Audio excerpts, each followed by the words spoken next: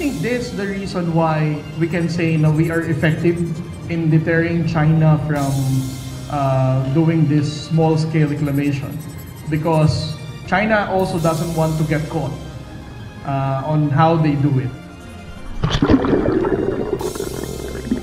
Napigilan ng Philippine Coast Guard ang planong reklamasyon ng China sa Sabina Shoal. Ito ang ipinahayag ni Commodore J. Tariela, tagapagsalita ng Philippine Coast Guard for the West Philippine Sea, matapos matuklasan kamakailan ang pagtatambak ng coral sa lugar. Ayon kay Commodore Tariela, kung naging matagumpay ang China sa kanilang planong reklamasyon sa lugar, lubha itong nakakabahala para sa bansa. It will be very difficult for the Armed Forces of the Philippines and the Philippine Coast Guard to do the resupply mission, because they have already encircled the entire Ayungin Shoal if ever they're going to be successful in Sabina Shoal.